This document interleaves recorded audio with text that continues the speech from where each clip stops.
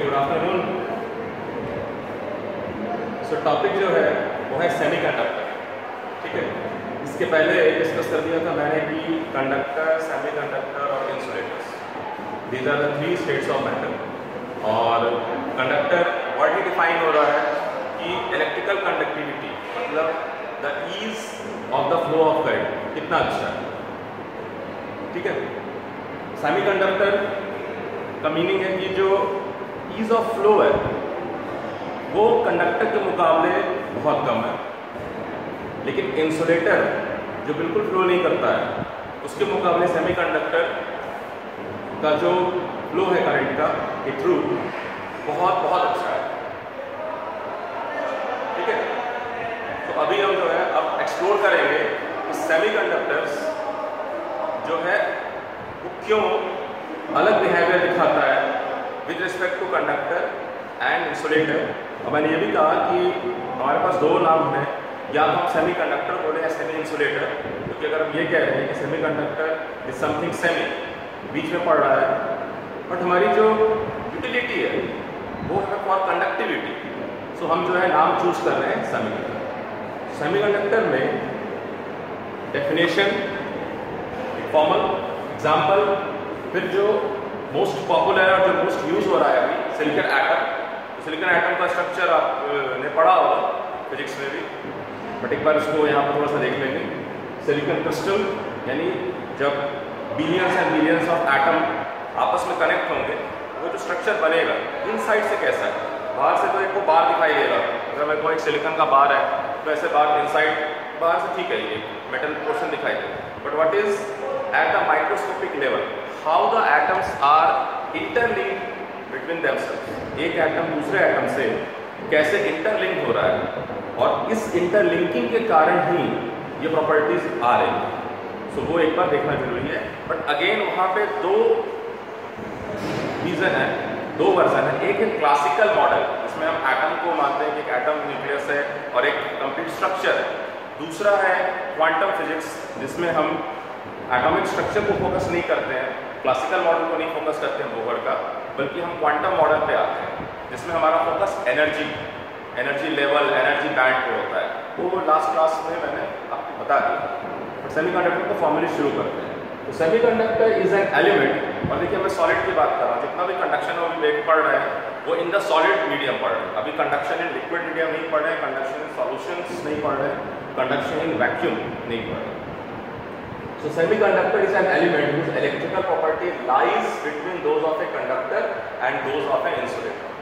तो semiconductor की जो प्रॉपर्टी है, सेमीकंडक्टर को बीच में मत रख दीजिएगा कि हाँ यहाँ कंडक्टर है, बीच सेमीकंडक्टर इंसुलेटर। सेमीकंडक्टर की जो प्रॉपर्टी है, कौन सी प्रॉपर्टी किसी भी मटेरियल की कई हो सकती है, मैकेनिकल हो सकती है, थर्मल हो सकती है, ऑप्टिकल हो सकती है, मैग्नेटिक हो सकती है। तो we are interested in electrical property. तो the electrical property of the semiconductor lies between those of the electrical property of a conductor and an insulator. So electrical property में जो मेजर वर्ड है, जो की वर्ड है, वो है conductivity या रेजिस्टिविटी। कंडक्टिविटी का मतलब है कि कितना अच्छा वो इलेक्ट्रॉन को कंडक्ट करने देता है, फ्लो करने देता है। रेजिस्टिविटी का मतलब है कि कितना वो उसको रेजिस्ट कर रहा है, अपोज कर रहा है। सो हम दोनों तरीके से देख सकते हैं। एक पर्सपेक्टिव है रेजिस्टिविटी के टर्म में, दूसरा कंडक्टिविटी के टर्म में। तो यहाँ रेजिस्टिविटी टर्म को लेकर के हम ये डिफरेंस बता रहे। तो any material, any of the these elements जिसकी रेजिस्टिविटी बहुत बहुत हाई है, इतनी हाई है कि it actually do not allow appreciable amount of current to flow through it, utmost almost आता है no current is flowing. So उसको कहेंगे इंसुलेटर। तो इंसुलेट कोई फर्क नहीं पड़ता। कंडक्टर उसका उल्टा है, विच अलाउस। ठीक है, नाउ सेमीकंडक्टर्स का मतलब है कि वो ना तो बहुत अच्छा कंडक्टर कैसा अलाउ कर रहा है, ना बिल्कुल ही इंसुलेटर कैसा तो रोक रहा है। तो जो फर्स्ट बेसिस ऑफ क्लासिफिकेशन है इलेक्ट्रिकल प्रॉपर्टी में वो तो रेजिस्टिविटी। नॉर्मल जो आपकी किताबें हैं उसमें रेजिस्टिविटी पे ही बात हो जाती है कि आप ऐसे बोल सकते हैं कि सेमीकंडक्टर्स आर दोज मटेरियल्स और दोज एलिमेंट्स हुज कंडक्टिविटी या resistivity lies between those of an conductor and those of an insulator. But there are something more, because we are going deep inside the semiconductor. We are going to see what is happening at the atomic level या quantum level. So हमें और दो property को add करना पड़ेगा to understand the difference between why different kind of conduction is going in conductor और and why other kind of conduction is going in semiconductor. दोनों conduct कर रहे हैं, कंडक्टर भी कंडक्शन करता है, इलेक्ट्रॉन्स को फ्लो करने देता है, सेमीकंडक्टर भी इलेक्ट्रॉन्स को फ्लो करने देता है, still the behaviour is different और द परफॉर्मेंस इज डिफरेंट। ठीक है, तो दो प्रॉपर्टी और है। पहली प्रॉपर्टी तो रेजिस्टिविटी हो, दूसरी प्रॉपर्टी है टेम्परेचर कोएफिशिएंट ऑफ रेजिस्टिविटी, ये आप कंडक्टर में भी पढ़ लेते हैं। तीसरा है number density of charge carrier. So ये तीन प्रॉपर्टी को मिला करके, जैसे रेजिस्टिविटी के बेस पे तो हमने बात किया कि ठीक है नॉन इंसुलेटर से और इंसुलेटर, नॉन इंसुलेटर कंडक्टर भी बोलते हैं, बट सेमी कंडक्टर भी नॉन इंसुलेटर में ही आ जाएगा, है ना। तो एग्जैक्टली कंडक्टर का मतलब नॉन इंसुलेटर नहीं होगा अगर हम सेमी कंडक्टर को भी साथ में कैरी कर लें। जब तक आप क्लास 10th में थे, जब तक आपने सेमी कंडक्टर का नाम नहीं सुना, तब तक तो कंडक्टर का मतलब नॉन इंसुलेटर। बट जब हमारे वर्डोलॉजी में, जब हमारे वर्ड पावर में इजाफा हो गया कि भाई एक और मटेरियल है जो है सेमीकंडक्टर, तो अब conductor and semiconductor both will be falling in the category of non insulator. तो अगर मैं कहूँ कि resistivity is the basis to classify the material on the basis of electric property as non insulator and insulator, तो ये दो और property अगर मैं ऐड करूँ रेजिस्टिविटी को और number density of the charge carrier, कितने चार्ज कैरियर्स हैं, कितने जो है वो इलेक्ट्रॉन फ्लो करने वाले हैं इसमें, या और भी टर्म्स पता चलेगा कि और चार्ज कैरियर का क्या मतलब है। सो दो प्रॉपर्टी और है, एक है टेम्परेचर कोएफिशिएंट ऑफ रेजिस्टिविटी, तो ये बताता है कि जब मैं टेम्परेचर को राइज करता हूँ या टेम्परेचर को मैं डिक्रीज करता हूँ, तो रेजिस्टिविटी ऑफ द मटेरियल कैसे प्रभावित होती है। तो कंडक्टर के बारे में आपको मालूम है कि जब भी टेम्परेचर राइज करेंगे तो कंडक्टर की रेजिस्टिविटी बढ़ेगी। इसका मतलब है कि कंडक्टर जो हमारा मेटल है वो ज़्यादा रेजिस्टेंस ऑफर करेगा। अभी सेमीकंडक्टर में जो ये बिहेवियर है कुछ अलग आएगा, ठीक है। वैसे ही नंबर ऑफ चार्ज करियर, क्योंकि नंबर ऑफ चार्ज करियर से ही आप अमाउंट ऑफ करंट देख रहे हैं कि कितना एक कंडक्टर का मतलब है कि बहुत appreciable amount of current can flow through it, है ना, एम्पियर्स में, किलो एम्पियर्स के रेंज में। बट सेमीकंडक्टर में जो है वो एक अलग ऑर्डर ऑफ करंट फ्लो करेगा, ठीक है। तो वो डिपेंड इसलिए करेगा क्योंकि उसके पास चार्ज करियर कितने for the same at the same temperature.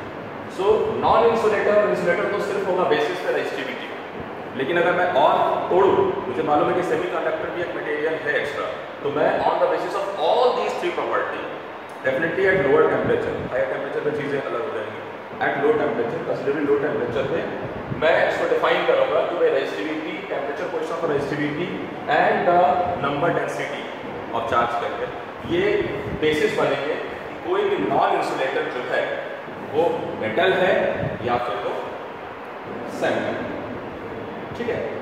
तो आप देखेंगे कि अगर इन तीनों प्रॉपर्टी की बात करूँ तो मेटल का जो रेजिस्टिविटी है वो कंसिडरेबली लो है, देखिए सिर्फ लो नहीं लिखा, कंसिडरेबली का लो है, मतलब मैं कंसिडर करता हूँ कि काफ़ी कम है। बट आपको मालूम है कि एक कंडक्टर में भी रेजिस्टेंस है, हम चाहते नहीं, it is not desirable. So it is not desirable, we consider के ओके चलो काम चला लेंगे, इतना कम रेजिस्टेंस है कि we will accept it as a very very good conductor, ठीक है। ये कंसिडरेबली लो है, जबकि सेमीकंडक्टर में जो रेजिस्टिविटी है वो कंसिडरेबली हाई। कंसिडरेबली हाई का मतलब अगेन कि इसको हम नकार नहीं सकते। In with respect to, in comparison to a metal, semiconductor के रेजिस्टेंस को या रेजिस्टिविटी को हम इग्नोर नहीं कर सकते। यानी अगर हम सेम वोल्टेज अप्लाई करें दोनों मटेरियल के अक्रॉस, तो कंडक्टर में जो रेजिस्टेंस ऑफर होगा, कंडक्टर जो रेजिस्टेंस ऑफर करेगा और सेमीकंडक्टर जो रेजिस्टेंस ऑफर करेगा, it will be very very high. So हम इसको कंसिडरेबली हाई बोल रहे हैं, यानी इसके मुकाबले it is very very high, it is not equal, ठीक है।